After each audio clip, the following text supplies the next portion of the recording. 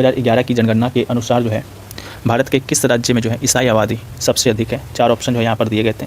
उन 4 ऑप्शन में जो एक ऑप्शन आपका यहाँ पर जो है केरल का दिया गया था, जो कि आपका यहाँ पर राइट आंसर था। ईसाई आबादी की बात करेंगे तो सबसे ज़्यादा जो 2011 की जनगणना के अकॉर्डिंग है वो आपका केरल में है। केरल में ईसाइयों की कुल संख्या जो है सबसे अधिक, जो कि लगभग 6.14 मिलियन थी। लेकिन प्रतिशत के मामले में बात करेंगे तो यहाँ पर मिजोरम जो है हो जाएगा, वहाँ पर जो है 87% जो है आपका यहाँ पर ईसाई जो आबादी है रहती हैं। नागालैंड और मेघालय जिस राज्य आगे हैं जहाँ ईसाई राज्य की कुल आबादी का बड़ा हिस्सा है, लेकिन सबसे अधिक यहाँ पर आपका केरल का था, तो यहाँ राइट आंसर जो है केरल ही हो जाएगा।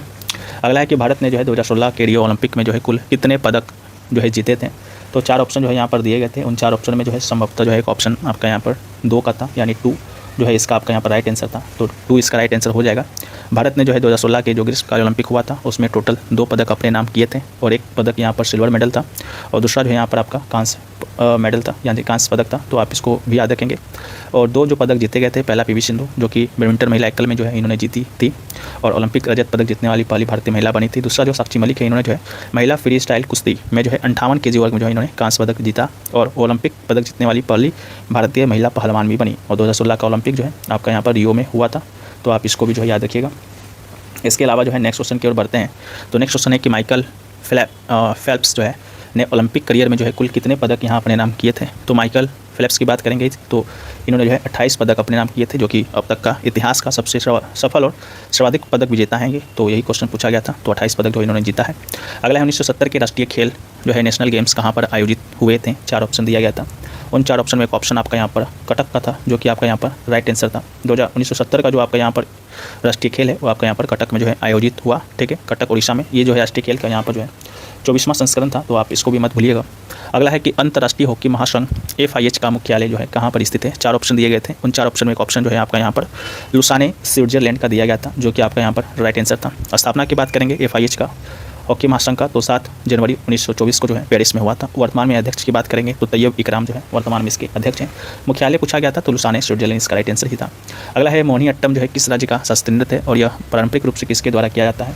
क्वेश्चन का लैंग्वेज आपका कुछ इस तरह से था कि कौन सा नृत्य जो है मुख्य रूप से महिलाओं के द्वारा जो है किया जाता है। तो इसका राइट आंसर जो है आपका मोहिनीअट्टम था। तो मोहिनीअट्टम जो है केरल में महिलाओं के द्वारा किया जाने वाला जो है एक आपका सुंदर शास्त्रीय नृत्य है, जो मुख्य रूप से महिलाओं के द्वारा किया जाता है। यह भगवान विष्णु के स्त्री अवतार मोहिनी से जो है प्रेरित है और अपनी मोहक कोमल लास्य मुद्राओं के लिए जो है यह जाना जाता है, जो इसे मोहिनी का नृत्य बनाता है। और इसमें जो है भरतनाट्यम और कथकली के तत्व मिलते हैं, जिसमें यह केरल के 8 आधिकारिक शास्त्रीय नृत्यों में से एक है, तो आप इसको भी याद रखिएगा। अगला है उत्तर पूर्व भारत का एक प्रमुख नृत्य रूप जो है पूछा गया था। तो उत्तर पूर्व भारत का एक प्रमुख नृत्य रूप की बात करेंगे तो राइट आंसर जो है यहाँ पर आपका मणिपुरी जो है हो जाएगा। मणिपुरी की बात करते हैं तो ये जो है मणिपुर राज्य का एक शास्त्रीय नृत्य है, जो राधा कृष्ण की प्रेम लीलाओं को जो है दर्शाता है। अपनी कोमल और तरल गतियों के लिए जो ये प्रसिद्ध है। कथक की बात करेंगे तो कथक जो है उत्तर भारत विशेषकर उत्तर प्रदेश का जो है शास्त्रीय नृत्य है। और गरबा की बात करेंगे तो ये जो है गुजरात का लोक नृत्य है और नवरात्र के दौरान जो है किया जाता है। घूमर जो कि राजस्थान का एक लोकप्रिय नृत्य है, तो इसको भी याद रखिएगा। अन्य प्रमुख उत्तर पूर्वी नृत्य को देखें जहाँ से आपके एग्जाम में प्रश्न आते हैं तो बिहू जो कि वसंत और नए साल का जश्न मनाने का एक लोकप्रिय नृत्य है। चिराओ जो कि मिजोरम का है। बांसों के डंडों के बीच किया जाने वाला यह एक बांस नृत्य है, जो कि मिजोरम का सबसे पुराना नृत्य रूप माना जाता है। वांगला जो है मेघालय का है। गारो जनजाति के द्वारा जो है 100 ड्रम का नृत्य भी इसे कहा जाता है और फसल के मौसम में होता है, तो 100 ड्रम्स ऑफ डांस जो है आपका वांगला को ही कहा जाता है और बांस नृत्य जो है आपका यहाँ पर चिराओ को कहा जाता है, तो आप इसको याद रखेंगे, भूलेंगे नहीं। नेक्स्ट क्वेश्चन की तरफ बढ़ते हैं। नेक्स्ट क्वेश्चन है कि ध्रुपद का संबंध जो है किस शास्त्रीय नृत्य शैली से है। तो ध्रुपद की बात करेंगे तो इसका राइट आंसर हिंदुस्तानी शास्त्रीय संगीत जो है इसका राइट आंसर था, ठीक है। तो ये जो ध्रुपद है ये हिंदुस्तानी शास्त्रीय संगीत की सबसे पुरानी जीवित गायन शैली जो है यहाँ मानी जाती है और यह एक गंभीर और आध्यात्मिक गायन शैली है जिसमें शुद्धता पर अधिक जोर दिया जाता है। प्रमुख घराने की बात करेंगे जो कि ध्रुपद से संबंधित है तो डागर घराना हो गया, दरभंगा घराना हो गया, बितिया घराना जो है ध्रुपद के जो है प्रमुख घराने हैं, तो आप इसको भी जो है भूलेंगे नहीं। इसके अलावा ध्रुपद के साथ जो है पारंपरिक रूप से यहाँ पर जो है पखावत जो है बजाया जाता है, तो इसको भी नहीं भूलेंगे। अगला है वेटन कप जो है वह किस खेल से संबंधित है। 4 ऑप्शन जो है यहाँ पर दिए गए थे। उन 4 ऑप्शन में जो है संभवतः एक ऑप्शन आपका यहाँ पर हॉकी का दिया गया था, जो कि राइट आंसर था। ये जो वेटन कप है 1895 में जो है हॉकी बंगाल एसोसिएशन के द्वारा जो है शुरू किया गया था और यह भारत और दुनिया का सबसे पुराने हॉकी टूर्नामेंटों में से एक है, जिसे मोहन बगान मैदानों पर जो है आयोजित किया जाता है, तो इसको याद रखिएगा। अगला है कि सुब्रतो कप जो है किस खेल से संबंधित है। ये भी क्वेश्चन आपके एग्जाम में जो है पूछा गया था। तो सुब्रतो कप की बात करेंगे तो ये जो है आपका फुटबॉल से संबंधित है, तो फुटबॉल इसका राइट आंसर होगा। सुब्रतो कप जो है एक वार्षिक अंतर्राष्ट्रीय अंतर विद्यालय फुटबॉल टूर्नामेंट है, जिसे भारतीय वायुसेना के प्रथम प्रमुख एयर मार्शल सुब्रतो मुखर्जी के सम्मान में जो है आयोजित किया जाता है और यह भारत के सबसे बड़े स्कूल स्तरीय फुटबॉल प्रतियोगिताओं में से एक है। तो याद रखिएगा। नेक्स्ट क्वेश्चन की तरफ बढ़ते हैं। तो नेक्स्ट क्वेश्चन जो पूछा गया कि कुंभ मेला सिर्फ जो है 4 स्थानों पर ही जो है क्यों मनाया जाता है, इस तरह का जो सवाल है पूछा गया था। मे भी ऑप्शन कुछ और दिया गया होगा, इससे डिफरेंट दिया गया होगा, लेकिन उसका मतलब जो है सेम होगा। ठीक है, तो कुंभ जो है 4 जगह जो है क्यों ही मनाया जाता है, तो क्योंकि देवताओं और असुरों के बीच हुए युद्ध में जो है अमृत कलश जो है यहीं पर गिरा था। इसके अलावा जो है इन स्थानों पर गंगा, यमुना और अदृश्य सरस्वती नदियों का जो है संगम जो है यहाँ पर होता है। इसके अलावा भी है, जैसे कि ये 4 स्थान जो है ज्योतिषीय गणनाओं और पौराणिक कथाओं के अनुसार जो है पवित्र माने जाते हैं। तो ये सभी कारण से जो है कुंभ मेला जो है आपका इन्हीं 4 स्थानों पे लगता है। इसमें से ही जो है एक ऑप्शन आपका यहाँ पर दिया गया होगा, जो कि आपका यहाँ पर राइट आंसर हो जाएगा। ठीक है, तो आप इसको जो है बताइएगा इसमें से कौन सा ऑप्शन जो है आपका यहाँ पर जो है दिया गया था। ठीक है, बाकी हम लोग अभी वीडियो में आगे की ओर बढ़ते हैं। तो हमारा जो अगला क्वेश्चन जो होगा वो आपका यहाँ पर पूछा गया कि मकर संक्रांति जो है क्यों जो है यहाँ पर आपका मनाया जाता है। तो 4 ऑप्शन दिए गए थे, उन 4 ऑप्शन में से भी जो है 1-2 ऑप्शन आपको यहाँ पर देखने को मिले होंगे जो कि हमें यहाँ पर नहीं मिल पाए हैं। बाकी हम लोग बात करते हैं कि मकर संक्रांति जो है क्यों मनाया जाता है। तो इसका जो राइट आंसर हो सकता है उसको हम लोग एज्यूम करते हैं, जैसे कि सूर्य का जो मकर राशि में प्रवेश और उत्तरायण की शुरुआत के लिए, इसके अलावा फसल कटाई, नए साल के स्वागत के लिए, सूर्य और शनिदेव के मिलन और गंगा के सागर में मिलन की खुशी के लिए जो है यहाँ पर मकर संक्रांति जैसे त्यौहार जो है आपके मनाए जाते हैं। तो सभी जो है आपके यहाँ पर राइट आंसर था। इसके अलावा जो है यह वह दिन है जब सूर्य जो है धनु राशि छोड़कर मकर राशि में प्रवेश करता है, और जिससे जो है सूर्य उत्तरायण होता है और दिन जो है बड़े होने लगते हैं, जो ऊर्जा और सकारात्मकता का जो है प्रतीक है। धार्मिक मान्यता की बात करेंगे तो पुरानी कथाओं के अनुसार जो है यह दिन सूर्यदेव के अपने पुत्र शनिदेव से मिलन का दिन है, और इसी दिन जो है गंगा नदी कपिल मुनि के आश्रम से होते हुए जो है सागर में बहती है। तो एक आपका यही भी कारण है। इसके अलावा जो है यह रबी फसल की कटाई का समय होता है, इसलिए जो है किसान इस दिन फसल और पशुधन का यहाँ पर सम्मान करते हैं। यह दान पुण्य विशेषकर तिल और गुड़ का और पतंग उड़ाने का भी त्यौहार है, तो इसको भी याद रखिएगा। बाकी मकर संक्रांति अलग अलग राज्यों में अलग अलग नामों से जो है आपका यहाँ पर सेलिब्रेट होता है। ठीक है, जैसा कि आपका पोंगल तमिलनाडु में, इसके अलावा पतंग उत्सव अहमदाबाद में। ठीक है, तो इस तरह से जो है आप लोग इसको याद रखिएगा। अगला क्वेश्चन जो पूछा गया था कि गुप्त काल को जो है स्वर्ण काल यानी कि गोल्डन एज क्यों कहा जाता है। क्वेश्चन जो है आपका कुछ इस तरह से पूछा गया था कि निम्न में से किस काल को जो है स्वर्ण काल जो है कहा जाता है। तो उसका राइट आंसर जो है आपका यहाँ पर गुप्त काल था। तो गुप्त काल जो है यहाँ पर आपका इसका राइट आंसर जो है हो जाएगा। ठीक है, तो गुप्त काल को स्वर्ण युग क्यों कहा जाता है, क्योंकि कला, साहित्य, विज्ञान और संस्कृति में जो है अभूतपूर्व जो है विकास जो है इस काल में देखने को हमें मिला था। गुप्त काल की बात करेंगे तो श्रीगुप्त के द्वारा जो है इस वंश का स्थापना किया गया था। गुप्त वंश का 320 ईस्वी से लेकर 550 ईस्वी तक जो है इसने भारत पर शासन किया। इसके अलावा कला में मूर्ति कला, चित्रकला, साहित्य में बात करेंगे तो कालिदास जैसे जो आपके कवि हैं वो यहीं पर जो है आपके हुए, और विज्ञान में भी जो है यहाँ पर जो है अभूतपूर्व जो है यहाँ पर उपलब्धि जो है इसने जो है हासिल किया। इसके अलावा प्रशासन में इतनी प्रगति हुई कि इसे जो है भारतीय इतिहास का जो है स्वर्णिम काल जो है यहाँ पर कहा जाता है। तो आप इसको भी जो है भूलेंगे नहीं, याद रखेंगे। ठीक है, इसके अलावा जो है नेक्स्ट क्वेश्चन जो आपका यहाँ पर पूछा गया वो आपका यहाँ पर पूछा गया कि विंध्याचल पर्वत जो है श्रृंखला उत्तर भारत को दक्षिण भारत से अलग करती है। ठीक है, ये क्वेश्चन पूछा गया था। क्वेश्चन था कि उत्तर भारत को दक्षिण भारत से जो है कौन सा पर्वत जो है यहाँ पर अलग करती है, जिसका राइट आंसर जो है विंध्याचल था। तो विंध्याचल पर्वत जो है भारत के मध्य भाग में स्थित है, और ऐतिहासिक रूप से जो है इसे उत्तरी भारत और प्रायद्वीपीय भारत के बीच जो है प्राकृतिक विभाजक माना जाता है। और ये जो श्रृंखला है सिंधु गंगा के मैदान को जो है दक्कन के पठार से जो है अलग करती है। और इसका विस्तार की बात करेंगे तो पश्चिम में गुजरात से लेकर जो है पूर्व में बिहार तक है, और यह जो है नर्मदा नदी के उत्तर में जो है स्थित है। तो आप इसको याद रखेंगे। अगला है कि गरीबी हटाओ का नारा जो है किस पंचवर्षीय योजना के दौरान दिया गया था। 4 ऑप्शन दिए गए थे, उनमें से एक ऑप्शन आपका यहाँ पर 5वीं पंचवर्षीय योजना था, जो कि आपका यहाँ पर राइट आंसर था। ये जो गरीबी हटाओ का जो नारा है इंदिरा गांधी जी के द्वारा जो है 1971 में जो है दिया गया था, चुनाव में दिया गया था। और 5वीं योजना जो कि 1974 से 1978 तक चला था, उसका जो है मुख्य लक्ष्य जो है यहाँ पर बना था। लेकिन गरीबी हटाओ जैसे योजनाओं का जो कार्यान्वयन है आपका यहाँ पर 6ठी पंचवर्षीय योजना के दौरान जो है किया गया था। तो आप इसको भी याद रखेंगे। अगला है हॉकी का जादूगर के नाम से जो है किसे जाना जाता है। 4 ऑप्शन दिए गए थे, उनमें से एक ऑप्शन आपका मेजर ध्यानचंद का था, जो कि आपका बिल्कुल राइट आंसर था। ये जो हॉकी का जो जादूगर है मेजर ध्यानचंद, इनका जो जन्मदिन है 29 अगस्त को हुआ करता है, और उनके जन्मदिन पर जो है राष्ट्रीय खेल दिवस जो है मनाया जाता है। और इन्होंने जो है मेजर ध्यानचंद जी ने जो है 1928, 32 और 36 के ओलंपिक में जो है भारत में जो है स्वर्ण पदक जिताने में जो है यहाँ पर महत्वपूर्ण भूमिका जो इन्होंने निभाया। और भारत के सर्वोच्च खेल सम्मान का नाम जो है अब इन्हीं के नाम पर जो है मेजर ध्यानचंद खेल रत्न अवार्ड जो है यहाँ पर कर दिया गया है। तो आप इसको भी जो है याद रखिएगा। ठीक है, इसके अलावा जो नेक्स्ट क्वेश्चन आपका यहाँ पर पूछा गया, नेक्स्ट क्वेश्चन है कि भारत 1991 की जो है नई आर्थिक नीति पूर्ण रूप जो है क्या है पूछा गया था। राइट आंसर जो था आपका यहाँ पर लिबराइजेशन, प्राइवेटाइजेशन और ग्लोबलाइजेशन जो है इसका राइट आंसर था। एलपीजी का जो आपका यहाँ पर पूरा नाम है लिबराइजेशन से जो है आपका उदारीकरण, प्राइवेटाइजेशन यानी निजीकरण और ग्लोबलाइजेशन यानी कि वैश्वीकरण है, तो आप इसको याद रखेंगे। नेक्स्ट क्वेश्चन जो आपका यहाँ पर पूछा गया कि 1991 के आर्थिक सुधारों का हिस्सा जो है बैंक सुधार था। निम्नलिखित में से किस समिति ने जो है 1991 में बैंकिंग क्षेत्र के उदारीकरण की जो है यहाँ पर सिफारिश जो है की थी। 4 ऑप्शन जो है यहाँ पर दिए गए थे।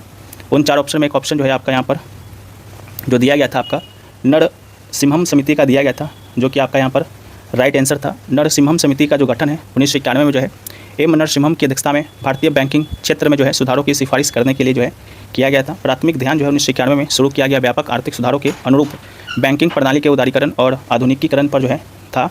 और समिति ने जो है बैंकिंग क्षेत्र में जो है सरकारी हस्तक्षेप को कम करने, बैंकों को स्वायत्तता बढ़ाने की आवश्यकता पर जो है यहाँ पर जो है बल दिया। उसने जो है बैंक के वित्तीय स्वास्थ्य में जो है सुधार के लिए पूंजी पर्याप्तता मानदंड, परिसंपत्ति वर्गीकरण और अन्य मान्यता मानक जैसे जो है उपायों की भी सिफारिश की थी।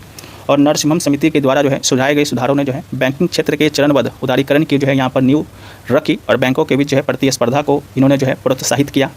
अगला है 1920 में जो है असहयोग आंदोलन जो है किसने शुरू किया था। 4 ऑप्शन जो है यहाँ पर दिए गए थे। उन 4 ऑप्शन में जो है एक ऑप्शन जो है आपका यहाँ पर दिया गया था महात्मा गांधी जी का दिया गया था, जो कि आपका बिल्कुल राइट आंसर था। महात्मा गांधी जी ने जो है 1920 में जो है ब्रिटिश सरकार के खिलाफ जो है असहयोग आंदोलन जो है इन्होंने जो है शुरू किया था। इसके अलावा जो है आपको यहाँ पर बता दें कि ये जो असहयोग आंदोलन है 1920 में जो शुरू हुआ, लेकिन गांधी जी के द्वारा जो है 1922 में जो है इसको जो है वापस ले लिया गया था। चौड़ी चौरा का जो कांड हुआ था उसके बाद से ही जो है इसको वापस जो है यहाँ पर ले लिया गया था असहयोग आंदोलन को। और इसके बाद जो है कुछ नेताओं ने, कांग्रेस के कुछ जो नेता थे जैसे कि मोतीलाल नेहरू, CR दास जैसे अन्य लोगों ने जो है यहाँ पर इसके बाद जो है स्वराज पार्टी का जो गठन जो है इन्होंने किया था। तो इसको भी याद रखिएगा, कल पूछा गया था। और ये जो असहयोग आंदोलन था भारत का पहला राष्ट्रव्यापी अहिंसक जन आंदोलन था, जिसमें ब्रिटिश वस्तुओं, स्कूलों और सेवाओं का जो है बहिष्कार करने का आह्वान किया गया। इस आंदोलन का मुख्य उद्देश्य जो है स्वराज यानी कि स्वशासन जो है प्राप्त करना था। अगला है मीठे पानी की सबसे बड़ी झील जो है सतह के अनुसार कौन सी है, पूछा गया। 4 ऑप्शन दिए गए थे। उन 4 ऑप्शन में एक ऑप्शन आपका यहाँ पर सुपीरियर झील का था, जो कि बिल्कुल राइट आंसर था। ठीक है, विश्व में बात करेंगे तो सॉरी विश्व में पूछा गया नहीं था, आपका इंडिया में पूछा गया था, तो उलर लेक जो है इसका राइट आंसर था। लेकिन अगर विश्व की बात करेंगे तो सुपीरियर झील जो है इसका राइट आंसर होगा सतह के अनुसार, लेकिन आयतन के अनुसार जो है बिकाल झील इसका राइट आंसर होगा। तो इसको याद रखिएगा। अगला है PM किसान सम्मान निधि योजना के तहत जो है किसानों को वित्तीय सहायता किस माध्यम से जो है प्रदान की जाती है। 4 ऑप्शन दिए गए थे। राइट आंसर DBT जो है दिया गया था। DBT यानी कि डायरेक्ट बेनिफिट ट्रांसफर, प्रत्यक्ष लाभ हस्तांतरण जो है इसका आपका यहाँ पर राइट आंसर था। तो आप इसको भी जो है याद रखिएगा। तो ये क्वेश्चन जो है पूछा गया था। PM किसान योजना जो है भारत सरकार के द्वारा जो है छोटे और सीमांत किसानों को सीधे उनके खाते में जो है 6,000 सालाना यानी कि 3 किस्तों में जो है देने के लिए जो है यहाँ पर आपका शुरू जो है किया गया था। DBT प्रणाली जो है यह सुनिश्चित करती है कि पैसे बिचौलियों को हटाकर सीधे लाभार्थी के खाते में पहुंचे, जिससे यहाँ पर भ्रष्टाचार कम हो और भुगतान तेजी से हो।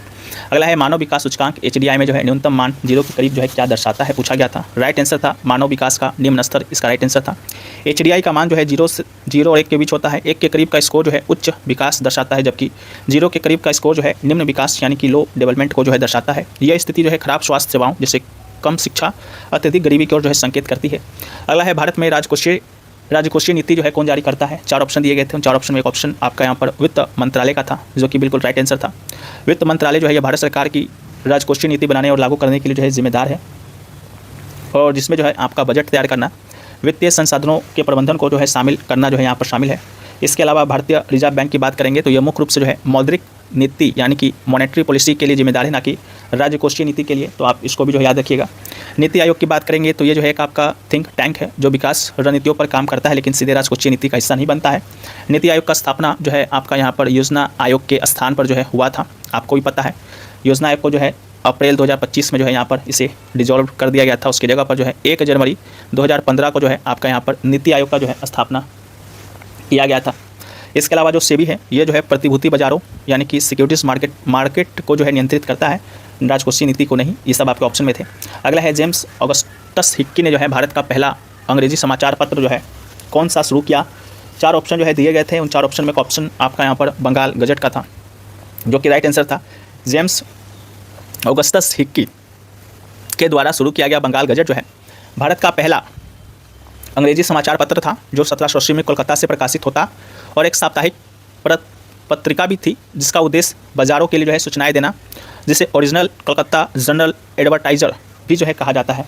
अगला क्वेश्चन था कि तंबाकू में जो है भारत में जो है तंबाकू का सर्वाधिक उत्पादन करने वाला जो है राज्य जो है आपका यहाँ पर पूछा गया। राइट आंसर जो है आपका यहाँ पर गुजरात था। गुजरात में जो है भारत में तंबाकू का सबसे बड़ा उत्पादक राज्य जो है वो आपका यहाँ पर गुजरात है। इसके अलावा आंध्र प्रदेश जो है आपका यहाँ पर दूसरे स्थान पर आता है और भारत जो है दुनिया का दूसरा सबसे बड़ा जो तंबाकू उत्पादक और निर्यातक देश है, तो आप इसको भी याद रखिएगा। अगला है कि 2023 में जो है खेलो इंडिया पैरा गेम्स का आयोजन जो है कहाँ किया गया था। 4 ऑप्शन जो है यहाँ पर दिए गए थे। उन 4 ऑप्शन में जो है एक ऑप्शन जो आपका यहाँ पर दिया गया था वो ऑप्शन दिया गया था आपका नई दिल्ली का, जो कि बिल्कुल राइट आंसर था। ये जो इसका जो वेन्यू था Jawaharlal Nehru stadium, doctor Karni Singh shooting range और इंदिरा गांधी अखाड़ा जैसे स्थानों पे जो है किया गया था।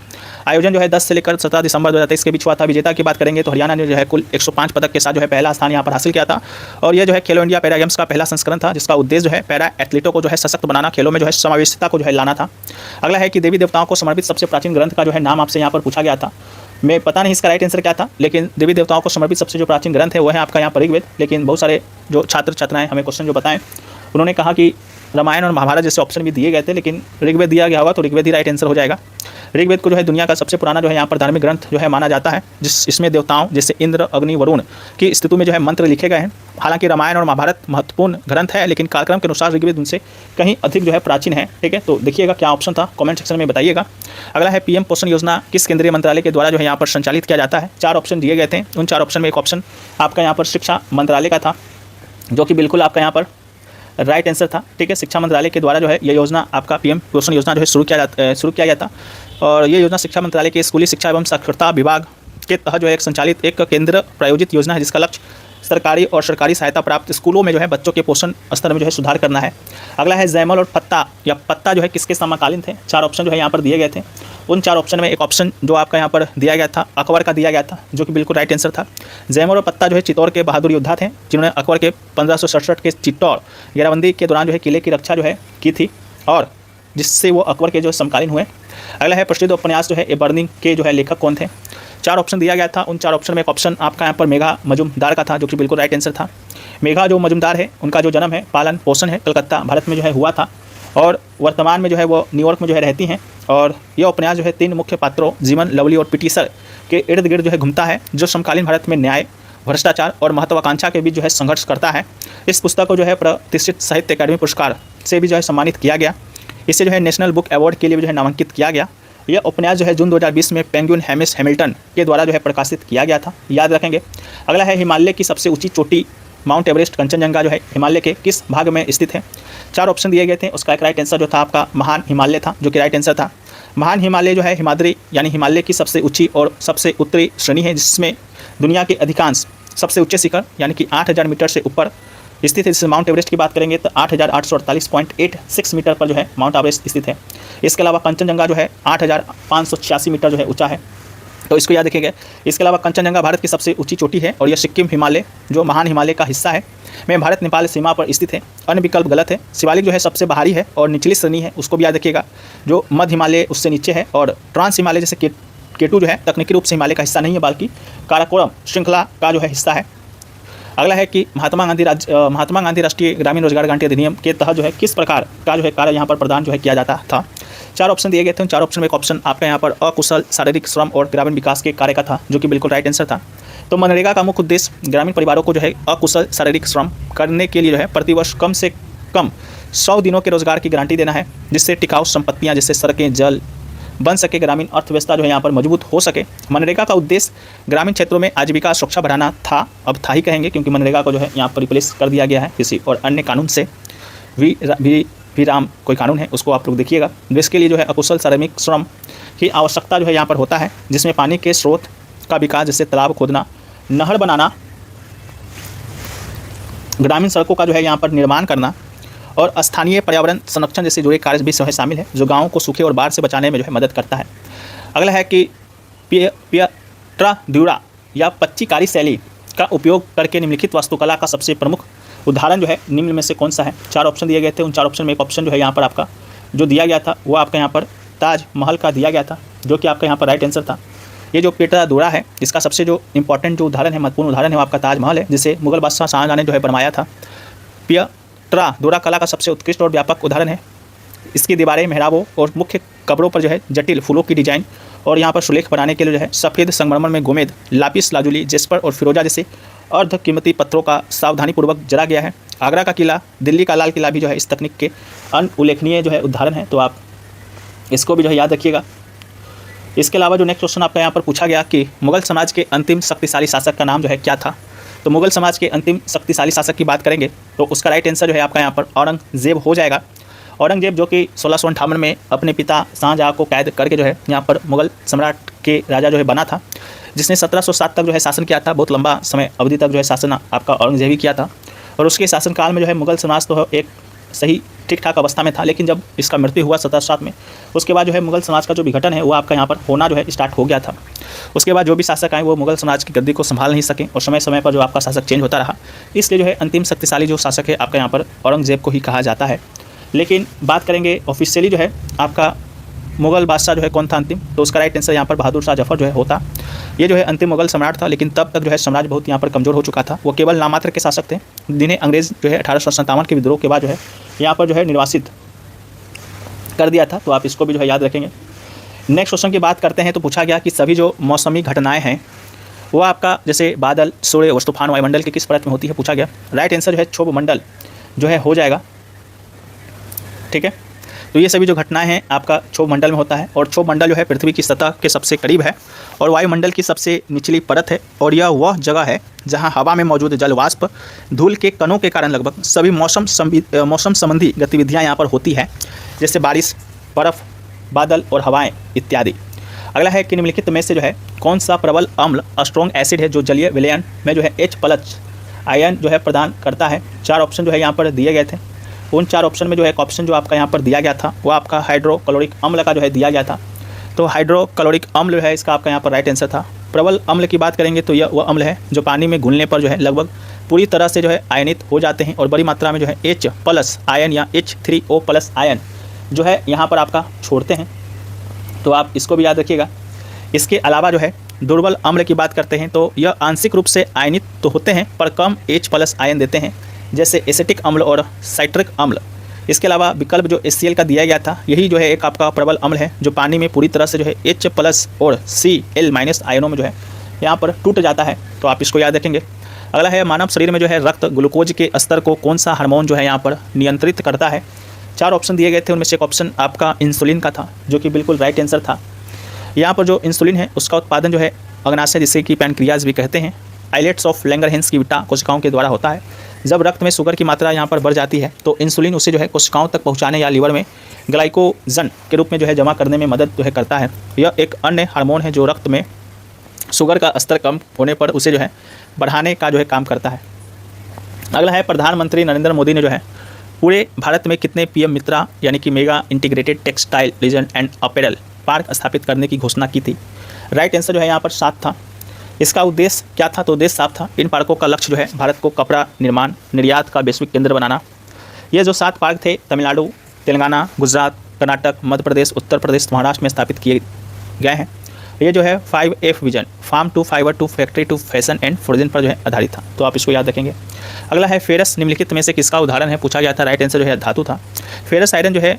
फेरस जो है आयरन के लिए उपयोग किया जाने वाला नाम है, जिसमें आयरन की ऑक्सीकरण अवस्था +2 होती है।